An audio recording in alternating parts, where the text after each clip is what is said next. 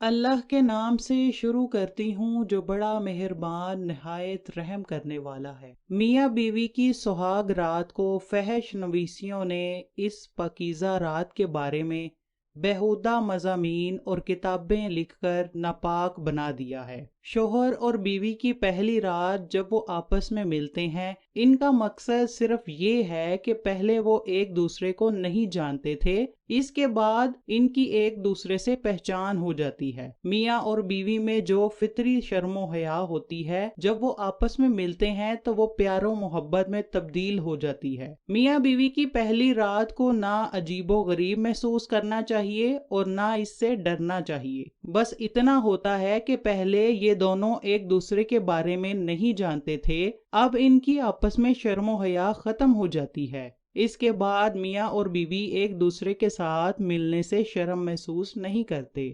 پہلی رات شوہر اور بیوی کا ایک دوسرے کے ساتھ باہمی تعلق ہونا بہت ہی ضروری ہے۔ سہاگ رات کے متعلق خاوند کو مندرجہ ذیل باتوں پر عمل کرنا چاہیے۔ نمبر 1، خاوند کو چاہیے کہ وہ اپنے حسن سلوک سے بیوی کو اپنے پاس بلائے اور بیوی کی اجنبیت کو احسن طریقے سے دور کرے۔ نمبر 2، خاوند اپنی بیوی کو مذہبی طریقے سے اپنے پیار و محبت میں لانے کی کوشش کرے۔ نمبر 3، شوہر کا بات کرنے کا انداز ایسا ہونا چاہیے کہ بیوی اپنے شوہر کے پاس آنے کو اجنبیت نہ سمجھے۔ اور نمبر 4، بیوی کو اپنے اعتبار میں لاتے ہوئے شوہر اپنے گھر کے ماحول سے بیوی کو آگاہ کرنے کے ساتھ اپنی فیملی میں رہنے کا سلیقہ بتائے۔ شوہر کے ساتھ ساتھ بیوی کے لیے بھی اہم باتیں ہیں جن پر وہ عمل کر کے اپنے شوہر کے دل میں پیار و محبت بھر سکتی ہے۔ نمبر 1، سہاگ رات کو بیوی اپنے خاوند کو اس بات کی یقین دہانی کرنے کی کوشش کرے کہ اس کے لیے اس کا خاوند ہی سب کچھ ہے۔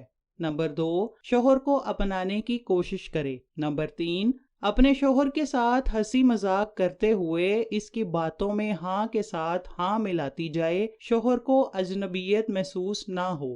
اور نمبر 4، بیوی کو چاہیے کہ اپنے خاوند کے ساتھ نرمی اور شفقت کے ساتھ پیش آتے ہوئے اس کے ساتھ گل مل جائے۔ خاوند کو چاہیے کہ اپنی نئی دلہن کے ساتھ اچھے سلوک سے پیش آئے، اس کے دکھ درد کو سمجھنے کی کوشش کرے تاکہ وہ اپنے خاوند کو اپنا ہمدرد ماننے میں عار محسوس نہ کرے۔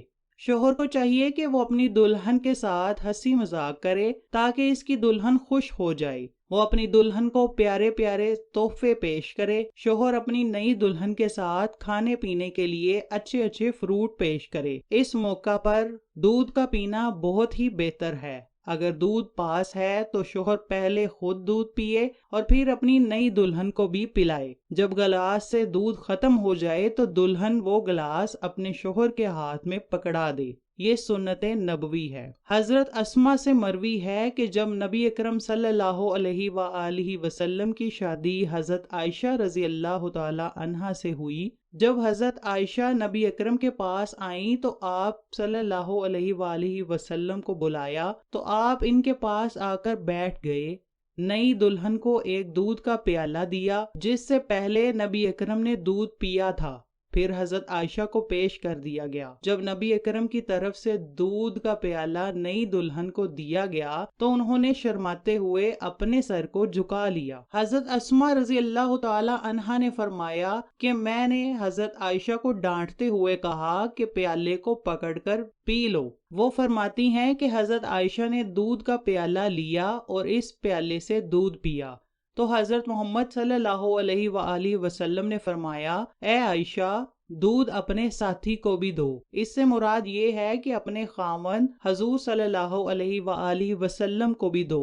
اسے امام احمد نے روایت کیا ہے۔ علامہ البانی رحمۃ اللہ علیہ فرماتے ہیں کہ خاوند کو چاہیے کہ اپنی بیوی سے پہلی ملاقات اور بات چیت کرنے سے پہلے دلہن کو سلام کرے، پھر دلہن کی سر یا پیشانی پر ہاتھ رکھ کے یہ دعا کرے، اے میرے رب، میں تجھ سے اپنی بیوی کو بھلائی اور اس کی صحت کی دعا مانگتا ہوں۔ اس کے بعد 2 رکعت نفل ادا کرنا مستحب ہے۔ جس کے ادا کرنے سے میاں اور بیوی میں پیار و محبت بڑھتا ہے اور اللہ تعالیٰ دونوں کو خیر و برکت سے نوازتا ہے۔ ہم بستری سے پہلے میاں اور بیوی دونوں کو چاہیے کہ شرمگاہ کو ٹھنڈے پانی سے اچھی طرح دھوئیں تاکہ ایک تو غلاظت نہ رہے اور دوسرا پٹھوں میں جلدی گرمی پیدا نہ ہو اور وقت زیادہ لگے۔ ہمیشہ اپنے نیچے موٹا کپڑا ڈال لینا چاہیے تاکہ بستر پر غلاظت نہ لگے۔ ایک دفعہ ایک بندہ حضرت عبداللہ ابن مسعود رضی اللہ تعالی عنہ کے پاس حاضر ہوا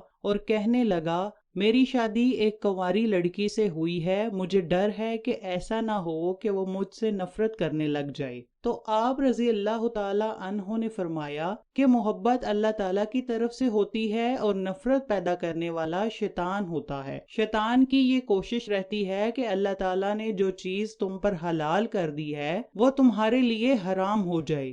جب تو سہاگ رات کو اپنے کمرے میں داخل ہوگا تو سلام کرنے کے بعد 2 رکعت نفل اس طرح سے ادا کرے گا جیسے کہ تو امامت کروا رہا ہے اور وہ تیرے پیچھے نماز ادا کر رہی ہے، تو انشاءاللہ اللہ تعالیٰ آپ دونوں میں خوب پیار و محبت پیدا کر دے گا۔ شوہر اور بیوی کو اس بات کا خیال کرنا چاہیے کہ وہ دونوں ایک دوسرے کو جانتے نہیں تھے۔ جب نکاح ہوا تو ان کا آپس میں تعلق پیدا ہو گیا۔ بیوی پہلی ہی ملاقات میں اپنے شوہر کے ساتھ کھل کر سامنے نہیں آئے گی، وہ شرماتے ہوئے اپنے آپ کو خاوند کے لیے پیش کرے گی۔ خاوند پر لازم ہے کہ حاجت جنابت کرنے میں جلدی نہ کرے، پہلے اپنی بیوی کو پیار بھری باتیں کرے، پھر آہستہ آہستہ اس کی طرف جائے، کیونکہ بیوی تو اب خاوند کی ہو گئی ہے۔ ایسا نہ ہو کہ ایسے کام میں جلد بازی دونوں کو کسی نقصان میں مبتلا کر دے۔ اگر شوہر ہم بستری میں جلدی کرے گا تو بیوی شادی کو صرف اور صرف شہوت رانی ہی سمجھے گی، اس کے علاوہ اور کچھ نہیں سمجھے گی۔ اگر حق مہر لکھا گیا ہو تو پہلے خاوند کو حق مہر ادا کرنا چاہیے۔ اس کے علاوہ بیوی سے فائدہ اٹھانا خاوند کی غیرت کے خلاف ہے۔